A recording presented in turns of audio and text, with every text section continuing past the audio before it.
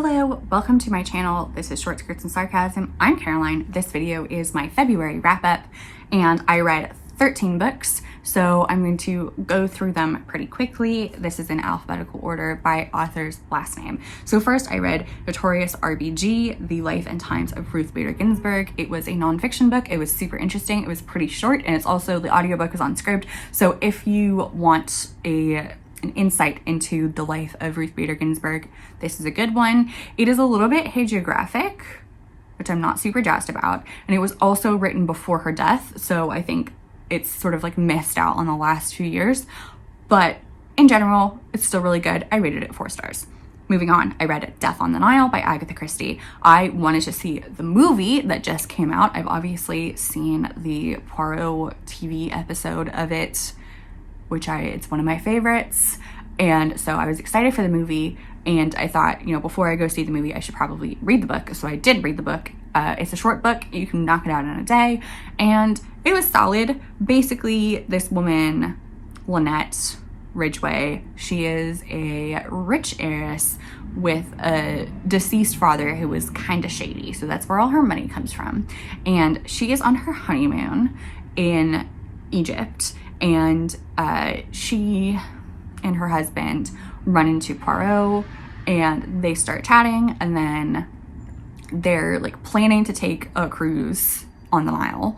And then the ex-girlfriend of the husband shows up and is like, wow, you stole my husband, so I'm just gonna annoy you on your honeymoon. And so they all take a cruise, and death happens, and Poirot sorts it out. It's a pretty standard Agatha Christie. I thought it was really fun.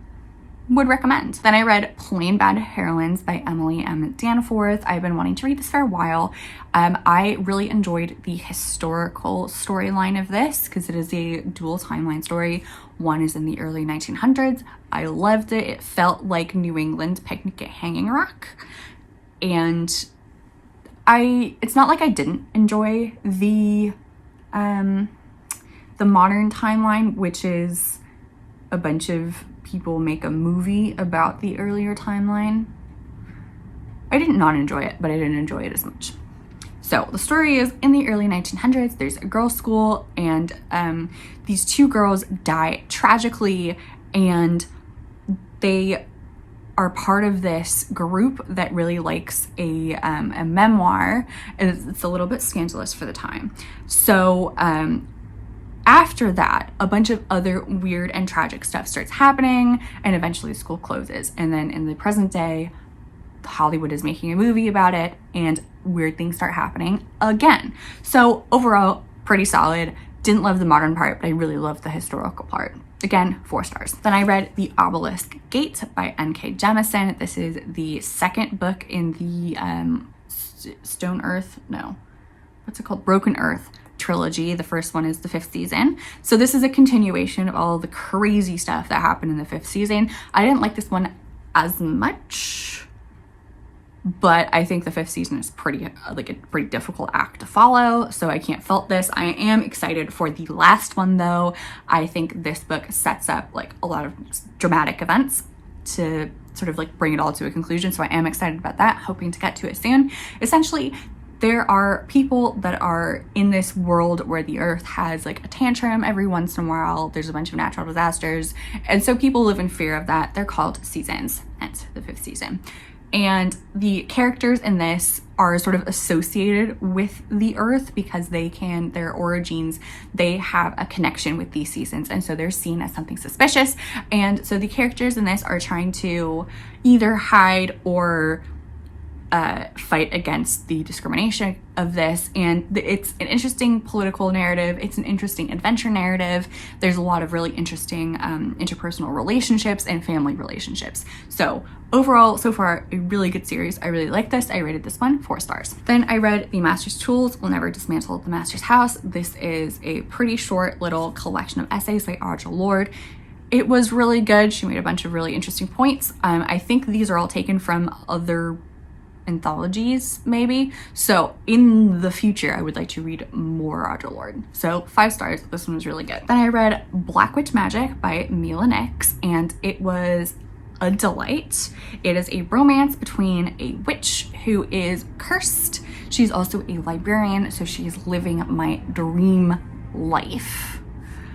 But she's cursed to be stuck in this tiny town. Essentially, a pair of paranormal ghost hunter TV show dudes show up in town and weird stuff starts happening. And also one of the ghost hunter dudes and the main character fall in love because it's a romance. And it's also the first in a series, so I will be reading the rest of the series at some point. Then I read The Girl Who Fell Beneath the Sea by Axie O. It was really good. This was an e-arc. I think it's out now. Yes, I went to Waterstones yesterday and I saw it on the shelf, so it's definitely out. You can go buy it. And it was also really good. The story follows the main character, I've already forgotten her name because I can never remember anyone's name, who lives in this place with a very unruly sea. Her community sacrifices girls into the sea to the sea god in hopes that he will be happy with this new wife and stop terrorizing them with an unruly sea. So her brother's girlfriend is about to be sacrificed, and she's like, oh no, I love my brother and I want him to be happy with his girlfriend, so I'm going to sacrifice myself. So she falls beneath the sea, the girl who fell beneath the sea, and she ends up in this like underwater realm of magic and political intrigue. And so she has to try to convince the magical beings underneath the sea to stop terrorizing her community. And it is a wild ride with a twist, or multiple twists actually, very interesting characters, a lot of interesting politics, and so I would recommend. Then I read Storm Song by Seal Polk. This is the second in the Kingston Cycle trilogy, and it is set in a world kind of like our own, except with magic. And so in the first book, there's sort of a World War I analog, and it follows Miles, this healer magician who has distanced himself from his powerful family so he can help the people wounded by this war. And that sets off a bunch of like political intrigue and turmoil. And so the second book follows his sister Grace. She's still in her like powerful family. She is wrapped up in national politics, and she has a talk with her brother, realizes like all this like human rights injustices, and tries to fix it through politics. And so it is an interesting, it's kind of like a political thriller except also magical, so it's real good. Then I read Moonlight and the Perler's Daughter by Lizzie Pook. This was another e-arc, pretty sure it's out now, and this was also again a wild ride. So it's set in Australia in I think the 1890s. It's in Western Australia, so it's not quite the outback, but it's very rural and wild. And the main character, Eliza, is the daughter of a Perler who has gone missing. And so she tries to find him. He's basically like assumed dead by literally everyone else except her. She was like, if he was dead, I would be able to feel it. I know he's still alive. So she has to like go through all this thing because it's the 1890s. She needs a chaperone. So she finds this like German adventurer, and she's like, hey, chaperone me. And he's like, who are you? And she's like, adventure time. And he's like, you know what? You make a good point. I do love an adventure. So they adventure, and it's a truly wild ride. There's like crazy twists. It's kind of like a Winter's Bone kind of narrative with the Nightingale vibe to it. Those are both movies, not books, but this one was really good. It also had a Picnic at Hanging Rock kind of feel to it. Then I read Sorcery of Thorns by Margaret Rogerson. I thought this was very okay. Like, it's a YA book about this librarian girl who looks after magical books, and then one of them escapes, and she's like, oh no, and then she has to team up with a wizard, and she thinks, no, magician, and she's like, but magicians are evil, but then also they fall in love and save the world. So it's very par for the course YA.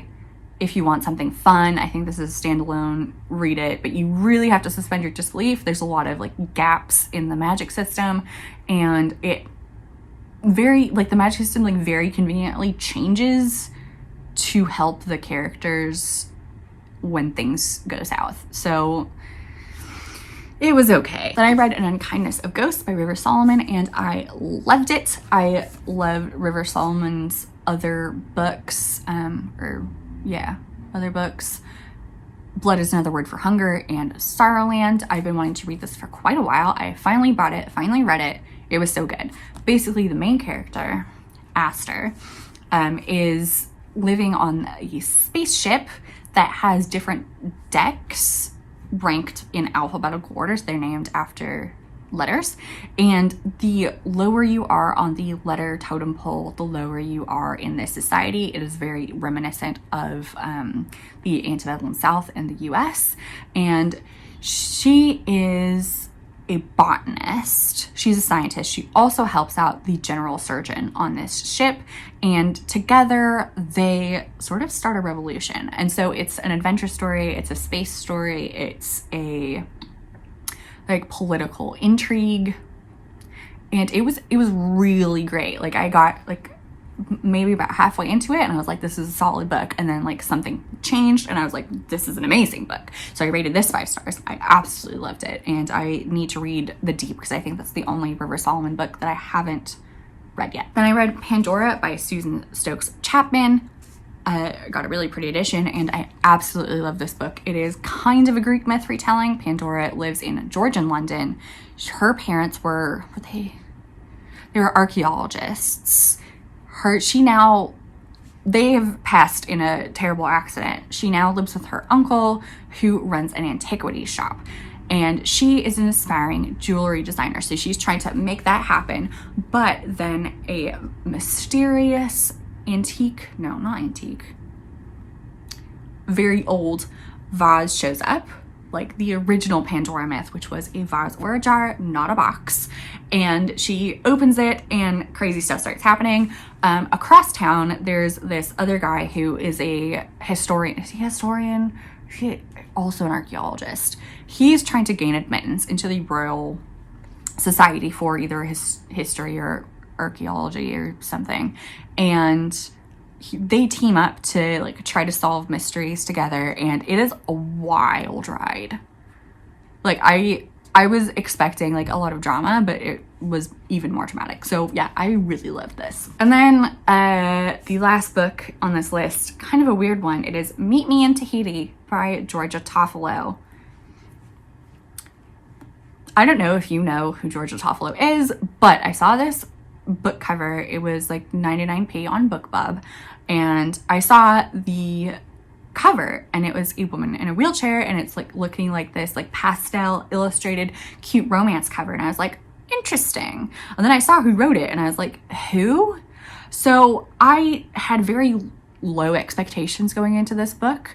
It is also the third in a series. They're standalone romances. You don't need to read them in order, so I didn't. I will read the rest of them so I can compare. But yeah, I had low expectations for good disability representation, and I was correct, but it wasn't as bad as I thought it was going to be. There was some, I don't even know where to start with this book. It's so weird. Like, sure, okay. So it's a romance between, I've forgotten the main character's name, but this woman in a wheelchair. She is a travel writer, I think for a magazine that's is about like accessible travel. She goes to Tahiti to look at this resort. Unbeknownst to her, the resort is owned by this guy that she had a crush on when she was 16. They meet again and sort of like fall in love again, and it's like, that is a cute story. I will say it's not always written well. Like I found the writing style to be kind of hard to follow, and Hoff does credit a co-writer. I can't remember what her name is, so it doesn't seem like it's ghost written, but she kind of had like help, which makes sense. But also, like, I would expect if you have like help from a professional writer that it would actually like have a better writing style. Anyway, that aside, the disability rep, there was like some good points. Like I think there was a character that had a lot of like the why would you say that ableist lines, and then everyone else was kind of smugly like, can't believe he said that, why would you say that? This character asked I think the main character's carer like how she had sex, which like don't do that, why would you do that? And also tried to like grab her chair and push it, which also don't do that, don't grab people's mobility aids. And so it kind of pushed back on those kind of ableist things that people do say. Don't say that, this is a PSA. But there were other points at which I was like, but why would you do that? if if you're pushing back on like this ableist character, why would you then also say ableist things in the book? So there was some talk of like doing stuff despite disability, which